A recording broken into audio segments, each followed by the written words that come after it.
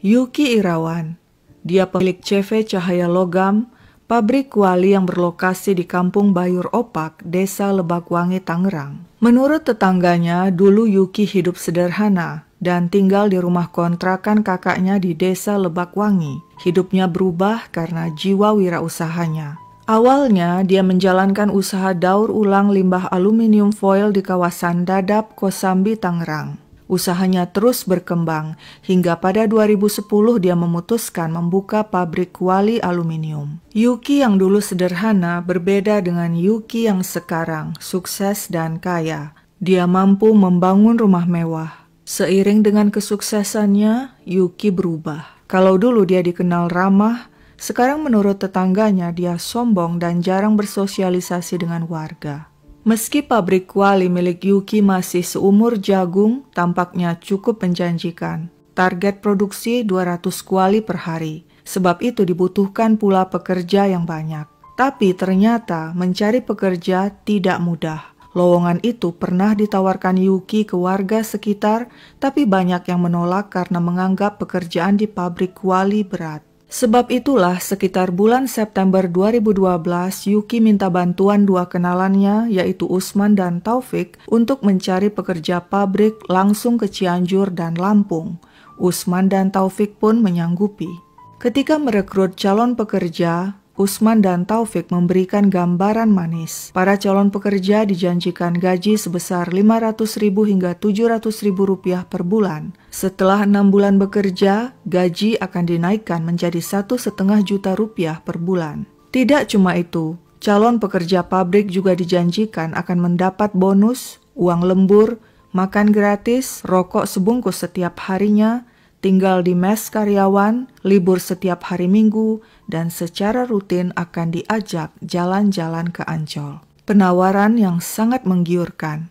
Usman dan Taufik berhasil merekrut total 30 pekerja dari Cianjur dan Lampung. Beberapa di antaranya adalah anak di bawah usia 17 tahun. Selanjutnya, orang-orang yang telah direkrut itu dibawa ke lokasi pabrik di Kampung Bayur Opak, Tangerang. Sesampai di tempat, ternyata kenyataan tidak sama seperti yang dijanjikan. Pekerja dikumpulkan di sebuah ruangan berukuran 8 x 6 meter. Di sanalah mereka disuruh tinggal.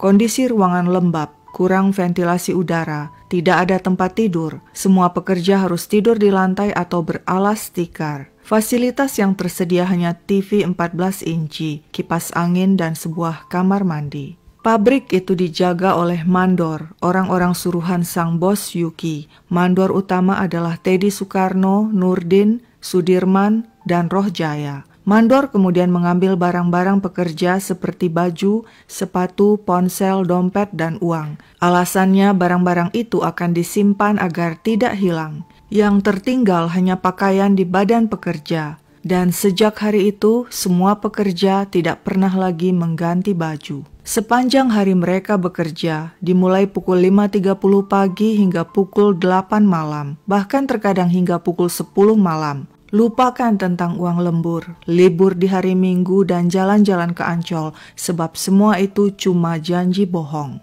Pekerjaan membuat kuali cukup berat.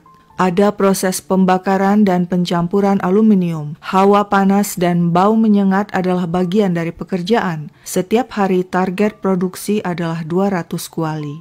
Untuk mengejar target produksi, Yuki dan mandor-mandornya kerap memaki, memukul, dan menampar para pekerja jika mereka lambat dan membuat kesalahan. Mereka juga disundut rokok dan disiram cairan panas aluminium. Mereka nyaris tidak pernah mandi dan gosok gigi karena tidak diizinkan. Seorang pekerja pernah dihajar karena ketahuan mandi.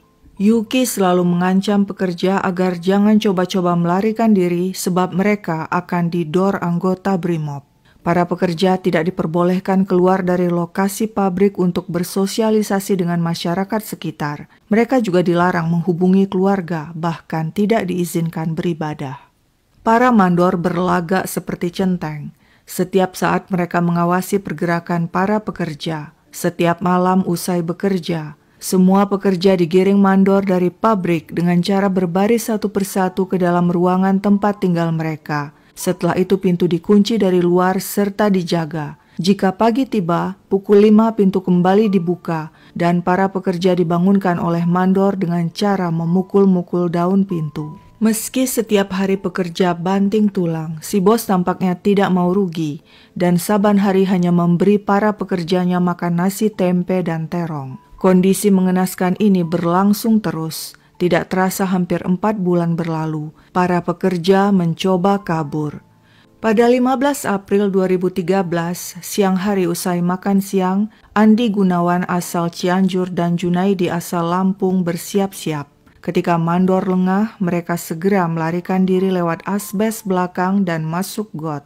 Andi dan Junaidi segera menumpang truk di jalan tol untuk menyeberang ke Merak. Andi ikut Junaidi pulang ke Lampung Utara. Di sana dengan ditemani keluarga Junaidi, keduanya melapor ke Polres Lampung Utara tanggal 28 April 2013.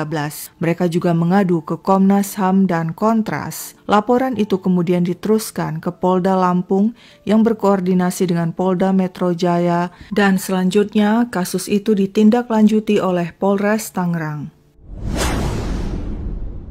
Pada 3 Mei 2013, Polres Tangerang akhirnya menggerebek pabrik CV Cahaya Logam milik Yuki Irawan di Kampung Bayur Opak, Desa Lebakwangi, Tangerang. Polisi terkejut melihat pekerja disekap dalam kondisi menyedihkan di ruangan tempat tinggal mereka.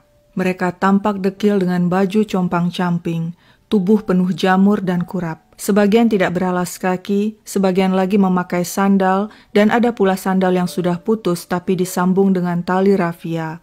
Rata-rata mereka sudah bekerja di pabrik antara 4 hingga 6 bulan. Polisi segera menahan Yuki Irawan, si pemilik pabrik, dan para mandor. Kemudian terungkap dari pengakuan tetangga yang diberitakan Tribun News, Yuki tidak hanya berperangai buruk kepada pekerja pabrik, tapi juga pada anak, istri-istrinya, dan tetangga. Yuki kerap memarahi sang istri dan keduanya sering cekcok. Istri pertamanya, Maya, sudah sering menasihati Yuki agar memperlakukan pekerja pabrik dengan baik, tapi nasihat itu tidak ditanggapi.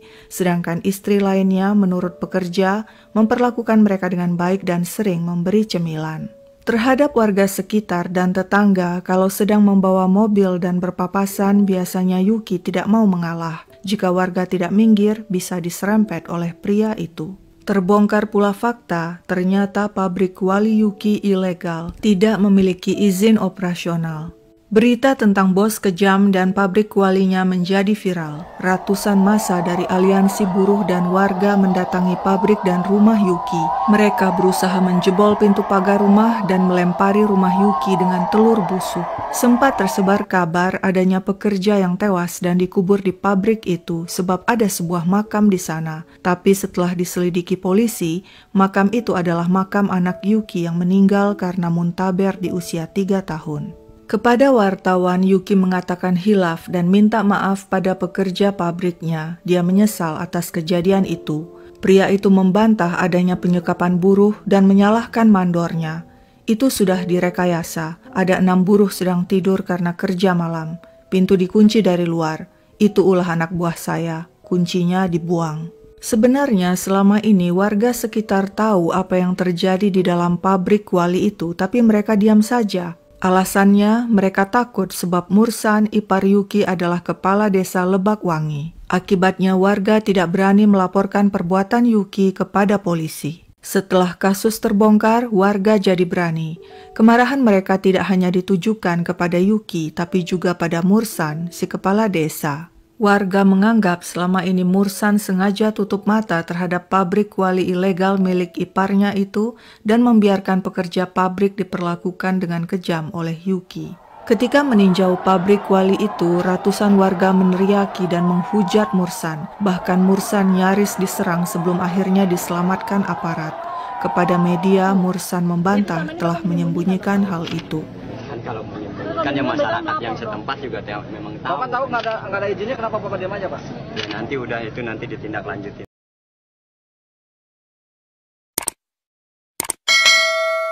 Selain memiliki saudara kepala desa, Yuki juga memanfaatkan dua sahabatnya dari TNI dan Brimob yang sudah dikenalnya lama sejak keduanya belum menjadi aparat. Kedua sahabatnya itu sering mengunjungi pabrik Yuki dan kedatangan mereka itu dimanfaatkan Yuki untuk mengintimidasi pekerja pabrik. Atas perbuatan itu, para pelaku divonis hukuman penjara oleh Pengadilan Negeri Tangerang dan Yuki Irawan sebagai pelaku utama divonis hukuman 11 tahun penjara dan denda 500 juta rupiah.